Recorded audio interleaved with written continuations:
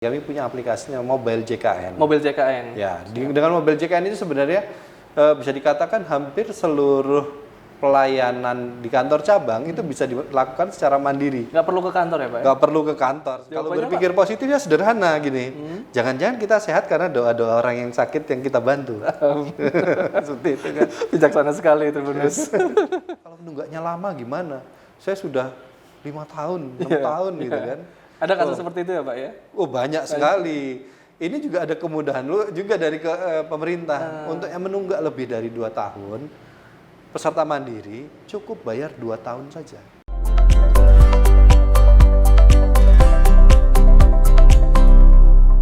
Halo Tribuners, berjumpa lagi dengan saya Mamduh Adi Prianto dalam Tribun Topik. Saat ini saya bersama dengan Kepala BPJS Kesehatan Purwokerto, Bapak Dr. Gigi Unting Patri Wicaksono Pribadi MM AAK. Banyak Tribuners yang bertanya-tanya, penasaran juga terkait BPJS Kesehatan ya, dari sisi pendaftaran ataukah itu mengedit atau mensunting data yang sudah masuk dan berbagai macam. Di sini kami akan bertanya-tanya langsung dengan Kepala BPJS Kesehatan Purwokerto terkait BPJS Kesehatan. Bapak Dr. Gigi Unting Patri Wicaksono Pribadi, apa kabar? Alhamdulillah baik, Mas Adi. Mas Adi gimana kabarnya? Alhamdulillah baik. Alhamdulillah. Semoga Tribuners juga baik semua ya. Amin, amin. Oke, Pak, untuk terkait program BPJS Kesehatan Purwokerto sendiri itu seperti apa, Pak? Baik, terkait perkembangan pelaksanaan program JKN ya namanya, Program Jaminan Kesehatan Nasional yang dilaksanakan oleh BPJS Kesehatan itu di wilayah Purwokerto ini kami mengampu 3 kabupaten. 3 kabupaten. Di mana kalau diukur dari pencapaian cakupan pesertanya, 3 kabupaten ini bervariasi sebenarnya. Dari Kabupaten Purbalingga itu pencapaiannya sudah lebih dari 100%, 100,5% dengan pembanding data penduduk Desember tahun 2022 tentunya. Lalu di Kabupaten Banyumas itu pencapaiannya itu sudah 92,98%. Dan di Kabupaten Cilacap itu sudah mencapai 83%. 83%. Ya, jadi kalau melihat dari cakupan pesertanya sebenarnya targetnya adalah 95%. Masing-masing kabupaten ya, gitu. Masing-masing 95%. Artinya sudah mencapai cakupan 95% itu sudah di Kabupaten Purbalingga. Insya Allah kedua kabupaten yang lainnya segera menyusul. Gitu. Coverage ini target sampai kapan, Pak? Akhir tahun ini? Sampai akhir tahun ini. Karena nanti di bulan Juli 2024 harapannya cakupannya sudah mencapai 98%. 98%, ya. Melebihi target artinya. Ya, kalau untuk Purbalingga ya, untuk dua kabupaten lain insya Allah segera menyusul. Gitu. Untuk mengajak masyarakat untuk masuk ke JKN itu seperti apa, Pak? Ya, tentu saja banyak kegiatan yang kita lakukan ya. Dengan pertama ada pemberian informasi langsung. Kami melakukan sosialisasi langsung kepada kelompok-kelompok masyarakat. Juga kami memanfaatkan media sosial pastinya. Kami memanfaatkan media-media populer seperti Instagram, TikTok, dan semacamnya di Facebook seperti itu. Dan juga ya tentu saja kami membuka layanan di kantor cabang ya, dan juga di kantor kabupaten kami ada kantor pelayanan kabupaten di situ. Dan kami juga ada channel-channel pelayanan yang terkini lah ya. Kami memanfaatkan WhatsApp itu bisa untuk melakukan pendaftaran, atau hotline service kami juga bisa digunakan untuk melakukan pendaftaran.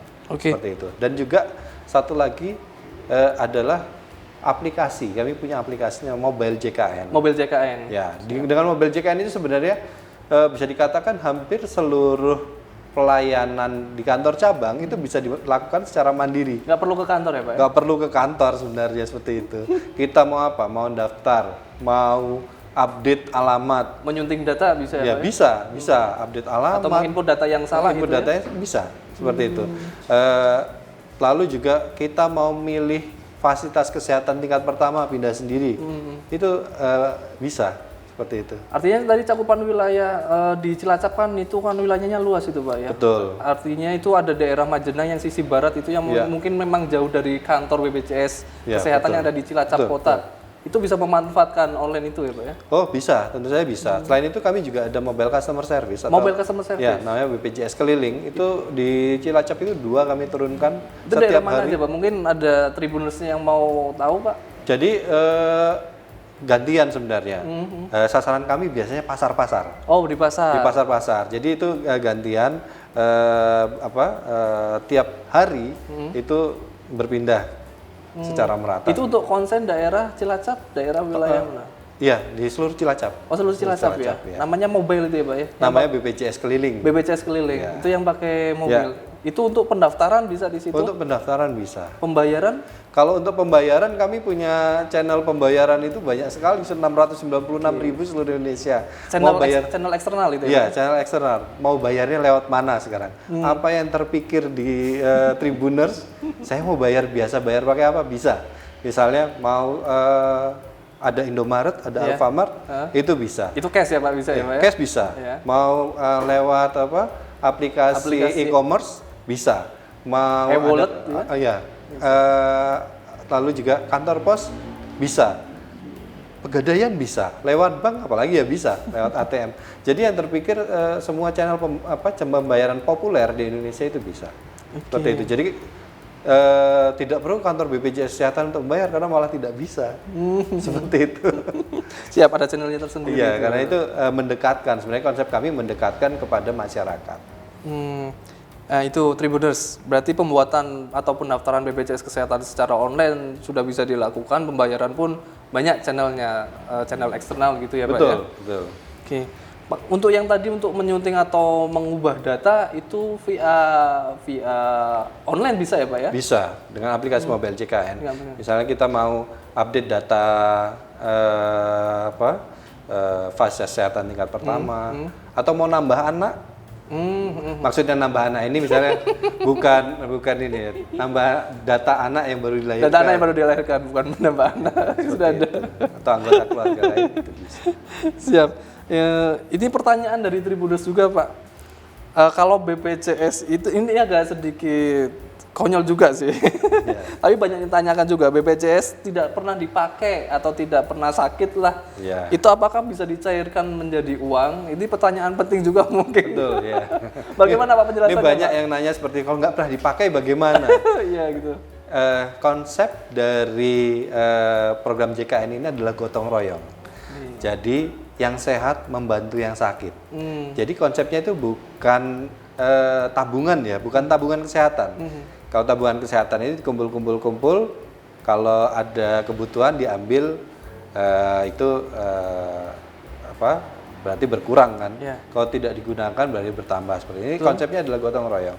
Artinya uang yang disetorkan, premi yang disetorkan BPJS Kesehatan itu sebenarnya digunakan untuk membayar yang saat itu sedang sakit. Nah, kalau misalnya kita sakit, itu akan dibantu dibayar kan oleh sama yang sehat saja. Jadi itu konsep gotong royong. Kalau di pendidikan itu subsidi silang gitu, Pak. Betul, di situ ada semacam bisa dikatakan subsidi silang. Jadi kita kan iurannya juga nilainya tidak begitu besar, tapi ketika dimanfaatkan, pelayanan kesehatan itu bukan gratis kan, BPJS Kesehatan itu bayar. Dan nilainya itu cukup besar. Kalau di sampai bulan ini saja BPJS Kesehatan Purwokerto itu sudah bayar sampai 1,8 triliun ke fasilitas kesehatan. 1,8 triliun. Ya. Bulan ini. Sampai bulan ini. Dari ini. Januari sampai bulan ini. Akhir Oktober ini ya. 1,8 triliun. Itu Tribuners tidak bisa dicairkan. Sudah punya BPJS, sudah iuran per bulan dan tidak pernah sakit, tidak bisa dicairkan. Ini berbeda dengan BPJS Ketenagakerjaan. Sekarang kan banyak yang salah paham Pak antara BPJS Kesehatan dan Ketenagakerjaan. Apakah prosesnya sama, apakah sistemnya sama gitu. Kalau Ketenagakerjaan kan memang kita bisa seperti tabungan tadi yang Pak ambil. Kalau di kesehatan ada sistem tersendiri tadi, subsidi silang. Mungkin kalaupun misalnya ditanya apa yang didapat gitu kan, Iya. kan saya nggak memanfaatkan. Betul. Nah, kalau Jawabannya, berpikir positif ya sederhana gini. Jangan-jangan kita sehat karena doa-doa orang yang sakit yang kita bantu. Seperti itu kan. Bijaksana sekali Tribunus. Oke, ini juga pertanyaan lagi Pak, terkait dari Tribunus juga. Kalau pasang gigi palsu dan kacamata gratis itu ada nggak dari BPJS? Pelayanannya seperti apa? Sebenarnya kita konsep gratis itu yang harus diluruskan ya. Oke. Bahwa pelayanan baik itu pelayanan kesehatan, pelayanan gigi tiruan ya, ataupun kacamata itu dibiayai oleh program JKN, dibiayai oleh seluruh peserta kan, dari iuran peserta. Seperti itu. Jadi bukan gratis, sebenarnya BPJS Kesehatan membayar ke optik, membayar ke dokter gigi. Betul. Dan itu ada penggantiannya. Jadi kalau untuk masing-masing kelas untuk kacamata itu ada nilai penggantiannya mulai dari 160.000 sampai 330.000 untuk kelas 1 seperti itu. Jadi 160.000 untuk kelas 3, 220.000 untuk kelas 2 dan 330.000. Limitnya itu ya Pak? Iya. Pertanyaan kan seperti ini. Memang ada kacamata harga segitu? Iya. Ada. Ada. Kalau lebih? Kalau misalnya pengen lebih, kadang kan Ya. ingin Yang lebih bagus. modelnya yang terkini atau modelnya yang ada mereknya sampai harganya melampaui itu. Ya mau tidak mau harus ada bayar dari peserta BPJS Kesehatannya itu sendiri kepada optik seperti itu. Kalau untuk gigi tiruan itu juga ada plafonnya 1,1 juta. 1,1 juta. Ya, itu 2 rahang seperti itu. Itu prosedurnya seperti apa Pak? Atau mereka harus berobat dulu ya Pak ya ke dokter gigi atau ke Oh ya mata pasti. ya? Tidak terus misalnya Tiba-tiba langsung datang ke optik gitu. Ya, nggak bisa seperti itu. Jadi kenapa BPJS Kesehatan itu memberikan pelayanan sesuai standar pelayanan medis.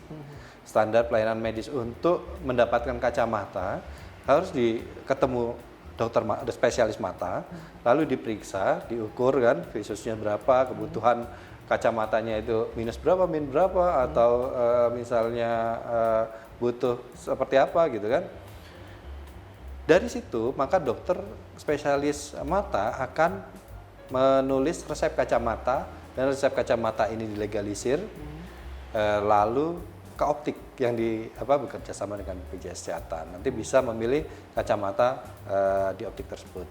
Lalu kalau untuk gigi tiruan itu pasiennya datang ke dokter gigi, nanti melalui proses tertentu ya, dicetak dulu mulutnya, nanti akan dipesankan gigi tiruannya seperti itu.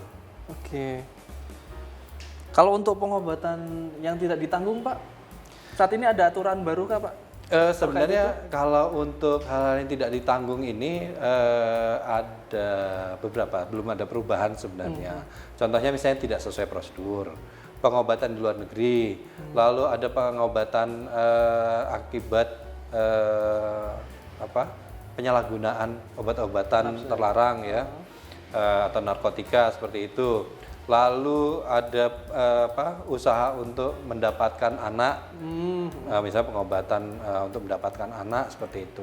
Lalu pemasangan kawat gigi, pengobatan yang kaitannya dengan kosmetik, lalu penyakit tertentu adakah? Kalau soal penyakit sebenarnya tidak ada. Oke, artinya semua di cover sama BPJS Kesehatan. Ya, betul. Ini juga ada pertanyaan lagi Pak. Bagaimana jika menunggak iuran? Ya. Beberapa kasus ya Pak, masyarakat yang pakai BPJS saat berobat kok tiba-tiba nggak bisa dipakai, ternyata nggak aktif, ternyata menunggak iuran, tapi dalam posisi urgensi atau kegawat daruratan. Itu seperti apa Pak solusi dari BPJS Kesehatan?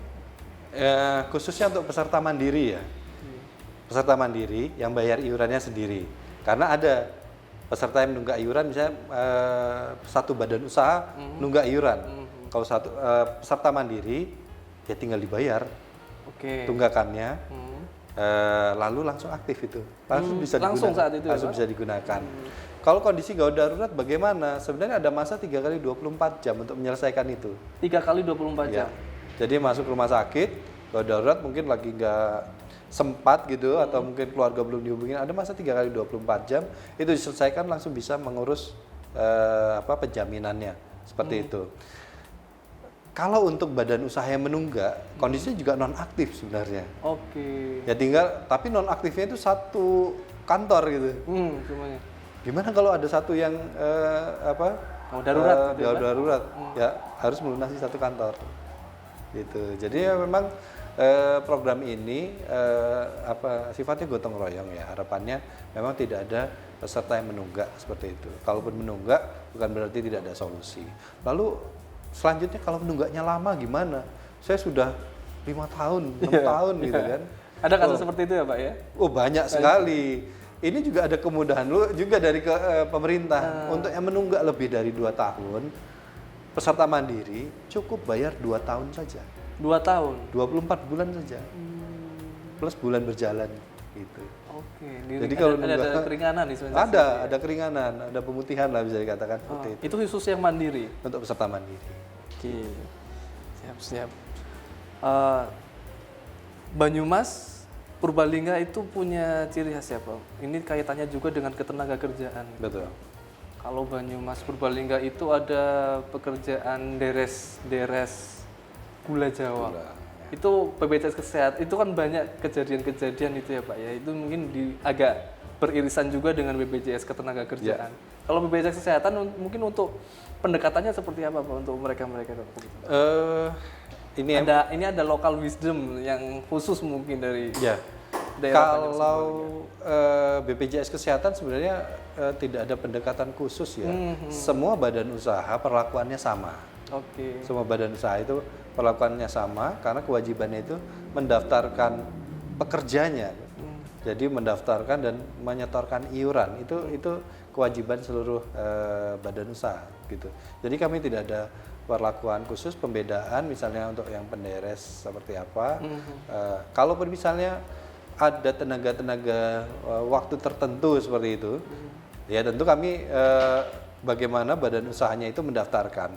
Selama dia masih ada semacam kontrak kerja atau masa kerja waktu tertentu, ya memang dia sebagai pekerja pada masa itu, maka kewajibannya mendaftarkan ke kami.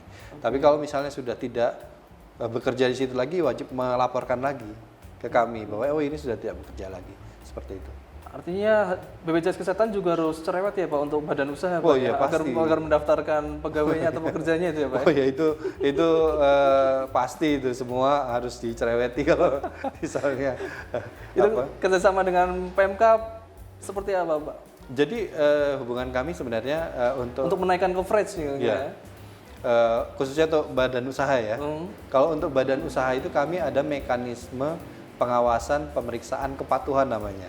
Jadi pengawasan pemeriksaan kepatuhan itu atas 2 hal, patuh mendaftarkan dan patuh bayar iuran, seperti itu. Kami kerjasama dengan Dinas Tenaga Kerja dan juga dengan Satuan Pengawas Tenaga Kerja dan juga dengan Kejaksaan Negeri masing-masing kabupaten. Oh APH ya? Ya, dengan APH. hukum ya. Ya tentu ini sebenarnya dalam lingkup persuasif sebenarnya ya. Betul. Begitu. Jadi kalau ada permasalahan masalah kepatuhan pendaftaran atau pembayaran iuran, tentu kami melakukan pemeriksaan. Setiap bulan itu kami periksa badan usaha ini, khususnya yang berpotensi ada ketidakpatuhannya. Lalu kalau ditemukan ketidakpatuhan, tentu kami minta untuk mematuhi ya. Kalau ini nggak patuh-patuh, kami keluarkan surat peringatan. Surat peringatan pertama, kedua, ketiga, sampai mungkin kalau terpaksa tidak bisa kami yang menagih dari kami minta Kejaksaan Negeri yang berkomunikasi dengan berkomunikasi. Iya. Kalau untuk yang masyarakat miskin Pak, PBI ya Pak itu ya Pak ya? Ya. Itu partisipasi pemerintah daerah setempat seperti apa Pak saat ini Pak? Jadi kalau untuk masyarakat miskin ini ada 2 skema sebenarnya. Ada 2 skema yang dibiayai oleh pemerintah pusat dan dibiayai oleh pemerintah daerah.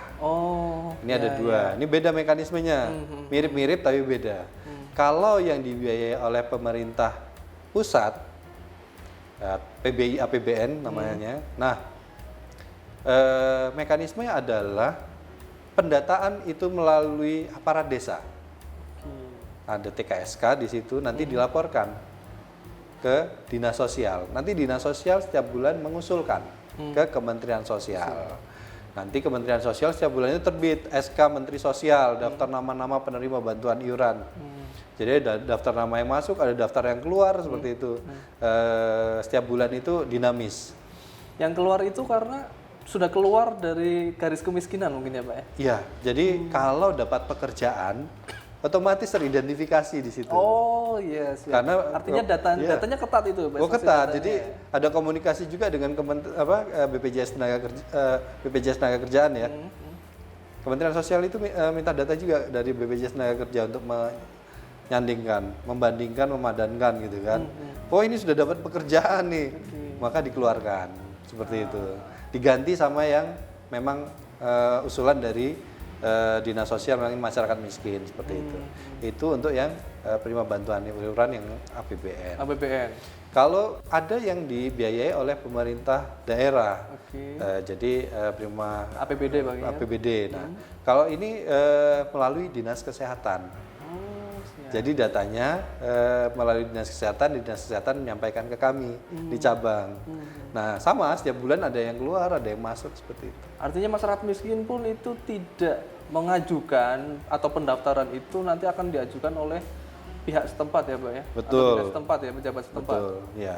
Jadi tapi tetap baiknya setiap masyarakat itu mengecek ya keaktifan dari kartunya. Karena seperti tadi ada mekanisme keluar masuk tadi ya. Mungkin ketika sudah dapat pekerjaan nggak sadar keluarganya belum didaftarkan. Karena kalau skema pekerja kan satu pekerja itu membawa anggota keluarga intinya, suami istri atau tiga anak. Ya betul 3 anak begitu. Siap. Berarti partisipatif dari masyarakat juga dibutuhkan. Ya tentu. Untuk mengecek aktif tidaknya lewat JKN mobile itu bisa. Mobile JKN itu bisa. Jadi mobile JKN ini akan jadi satu dikatakan super apps. Super ya. apps ya. Nah, mulai dari pelayanan, mau ngambil nomor antrian ya. Sekarang itu bisa pakai itu. Jadi kita nggak usah pagi-pagi. Saya ini kalau keliling rumah sakit pagi-pagi gitu masih menemukan pasien-pasien itu antri ngambil nomor antrian. Antri ngambil nomor antrian. Padahal ambil nomor antrian di rumah saja bisa. Sudah tahu nih perkiraan nomor antrian 30. Ya nggak perlu datang pagi-pagi dong. Sudah ada perkiraannya, oh jam sekian baru masuk. Datang ke rumah sakit bisa mengerjakan pekerjaan yang lain seperti itu. Nah, seperti itu. Termasuk misalnya dirujuk itu sekarang tidak perlu bawa surat rujukan, pakai aplikasi mobile JKN juga sudah ada tersimpan di situ. Oh, siap. Gitu. Lebih fleksibel gitu. Betul. Dengan hanya aplikasi mobile JKN. Ya. Termasuk mau cari informasi mana puskesmas terdekat, rumah sakit terdekat, seperti itu. Oke. Tribuners, banyak sekali insight yang kita dapatkan hari ini dari Kepala BPJS Kesehatan Purwokerto ya. Mungkin untuk closing statement silakan Pak. Baik, Tribuners sebagai warga negara Indonesia yang baik dan juga pastinya wajib untuk menjadi peserta program jaminan kesehatan nasional. Kita ini tidak tahu kapan sakit ya. Sakit itu tidak memilih-milih orang, tidak memilih-milih waktu kapan kita punya uang atau pun tidak. Nah, pesan saya adalah pastikan Tribuners mengetahui apakah kepesertaan program JKN-nya atau BPJS Kesehatannya itu aktif atau tidak. Segera download aplikasi mobile JKN, gunakan, dan tentu saja doa dari saya adalah seluruh Tribuners selalu sehat. Demikian, terima kasih. Ada yang ingin ditambahkan Pak terkait BPJS Kesehatan? Rasanya cukup ya Mas Cukup. Adi. Begitu Tribuners, obrolan kami ya dengan Kepala BPJS Kesehatan Cabang Purwokerto Dr. Gigi Unting Patri Wicaksono Pribadi MMAAK. Terima kasih. Assalamualaikum warahmatullahi wabarakatuh. Waalaikumsalam warahmatullahi wabarakatuh.